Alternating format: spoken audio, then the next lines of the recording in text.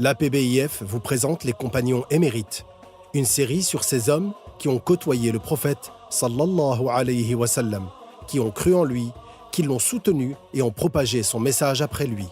Des hommes vertueux, marchant sur les pas du prophète, des exemples à suivre.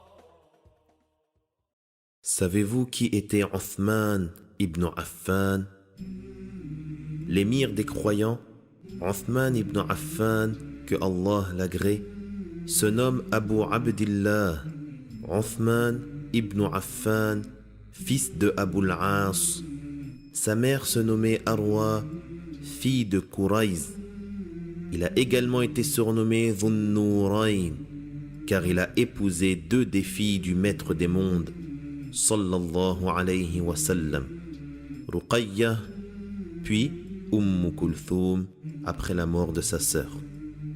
Il était, que Dieu l'agrée, de taille moyenne, ni petit ni grand.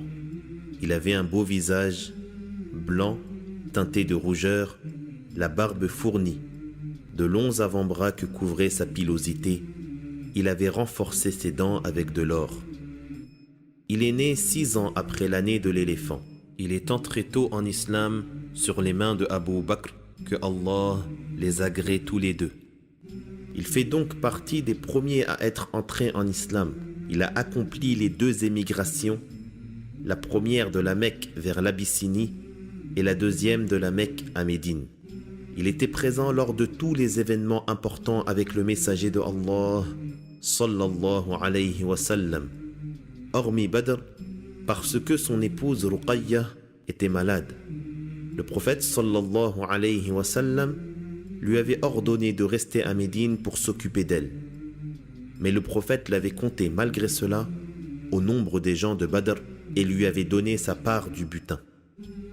Il fut désigné pour être calife après la mort de Omar ibn al-Khattab, que Allah l'agrée, 3 nuits après sa mort. À son époque, d'éminentes conquêtes ont eu lieu. L'État musulman s'est propagé et beaucoup de gens sont entrés en islam grâce à Dieu. Ses mérites sont éminents et les traces qu'il a laissées, que Allah l'agrée, sont nombreuses. On cite notamment qu'en l'an 30 de l'Hégire, il avait craint qu'il y ait une divergence à propos du Coran. Il a donc convoqué les compagnons et a fait 4 ou 5 copies du Mus'haf à partir du Mus'haf qu'avait rassemblé Abu Bakr as-Siddiq, que Allah l'agrée. Il a envoyé dans chaque région un Mus'haf qui soit une référence et sur laquelle les gens de cette région puissent se baser. Et il n'y eut jamais, par la grâce de Dieu, de divergence au sujet du Coran. Othman ibn Affan était ascète et détaché du bas monde. Il a dépensé ses biens dans la voie que Allah agrée. At-Tirmidhi a rapporté dans ses Sunan que le prophète sallallahu alayhi wa sallam avait adressé un discours aux gens pour les inciter à préparer l'armée qui fut nommée l'armée de la difficulté. Othman a dit: « Je m'engage à fournir 100 chameaux avec tout leur harnachement, c'est-à-dire tout l'équipement, la bride, la couverture, la selle que l'on pose dessus pour les monter, et ceci dans la voie que Allah agrée. » Puis le messager de Allah, sallallahu alayhi wa sallam, avait de nouveau incité les gens à faire des dons. Et Othman, que Allah l'agrée, a dit: « Je m'engage à fournir 200 chameaux avec tout leur harnachement, dans la voie que Allah agrée. » Mais le messager, sallallahu alayhi wa sallam, avait de nouveau incité à faire des dons. Et Othman a dit: « Je m'engage à donner 300 chameaux avec tout leur harnachement dans la voie que Allah agrée. » Celui qui rapporte le hadith a dit: « J'ai vu le messager de Allah, sallallahu alayhi wa sallam, descendre du minbar en disant: « Ma ala Uthman ma amila ba'da hadhi, ma ala Uthman ma amila ba'da hadhi. » Ce qui signifie: Uthman a gagné par cet acte beaucoup de récompenses. Et il l'a répété 2 fois. Shurahbil, fils de Muslim, a dit: Othman, que Allah l'agrée, donnait aux gens le repas qui lui était destiné quand il était calife, et il rentrait chez lui manger du vinaigre et de l'huile. Parmi ses mérites également, que Allah l'agrée, c'est que le prophète sallallahu alayhi wa sallam l'a décrit comme étant un homme pour lequel les anges avaient beaucoup de respect. Tout comme cela a été rapporté de Aïcha, la mère des croyants, que Allah l'agrée. Elle a dit: Ô messager de Allah, lorsque Abu Bakr puis Omar ont demandé l'autorisation d'entrer pour te voir, tu le leur as autorisé et tu as gardé la même position. Et lorsque Othman a demandé l'autorisation, tu t'es rassis et tu as arrangé tes vêtements. Alors il lui a dit que Othman est un homme pudique et il a fait son éloge. Othman, que Allah l'agrée, achevait la récitation du Coran dans sa totalité en une seule raka'a.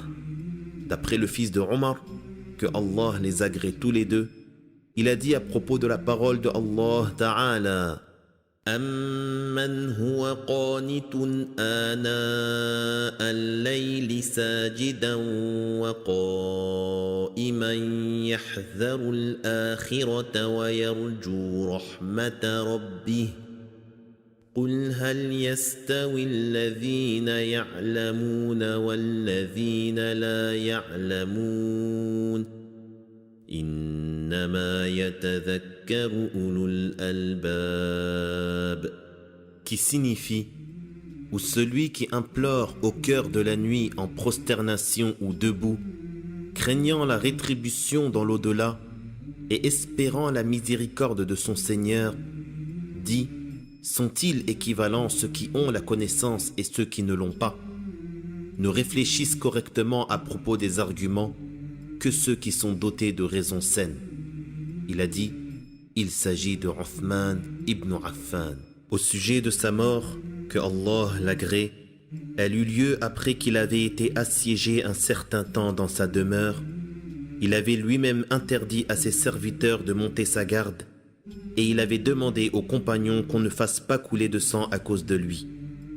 Mais certains compagnons avaient craint pour lui et avaient envoyé leur fils monter la garde à la porte de sa demeure afin que personne n'y pénètre pour lui nuire, au point que Ali avait envoyé Al-Hassan et Al-Hussein surveiller tous les deux la porte de sa maison. Ahmed a rapporté de Othman qu'il a dit: j'ai vu hier soir le messager de Allah dans le rêve avec Abu Bakr et Omar. Ils m'ont dit: patiente, tu rompras le jeûne demain auprès de nous. Demain, c'est-à-dire la nuit suivante. Effectivement, des individus escaladèrent sa maison en passant par des maisons collées à la sienne et des semeurs de troubles pénétrèrent chez lui. L'un d'entre eux le frappa avec son épée, mais son épouse Naïla le protégea de son corps et des doigts de sa main furent coupés. Puis ils l'ont assassiné, que Allah l'agrée. Son assassinat eut lieu le vendredi 18 du mois de Dhul Hijjah de l'an 35 de l'Hégire. Il était en train de jeûner et de réciter le Coran. Il avait 82 ans et n'avait pas essayé de se protéger, car ceux qui voulaient le tuer étaient musulmans. Il fut enterré dans le Baqi'. La durée de son califat fut de 12 ans, moins 12 jours.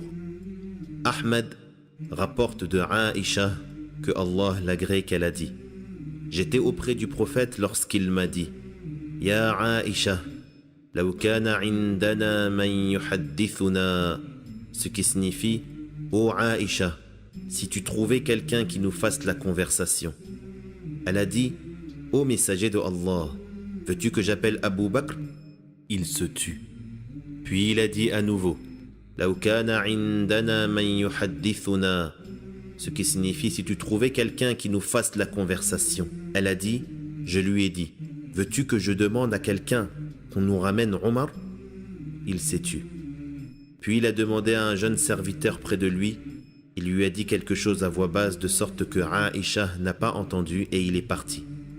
Elle a dit: voici que Othman a demandé l'autorisation d'entrer. Il l'autorisa et il entra. Le prophète sallallahu alayhi wa sallam a parlé longtemps avec lui. Puis il lui a dit: Ya Othman, inna Allah azza wa jal muqammisuka qamisa ay al-khilafa فإذا أرادك المنافقون على أن تخلعه فلا تخلعه لهم ولا كرامة.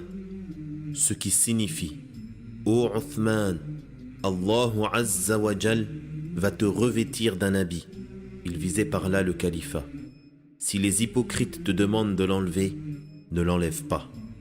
Il lui a répété cela 2 ou 3 fois. Que Dieu agrée notre maître, Uthman ibn Affan. Retrouvez d'autres récits sur notre site apbif.fr.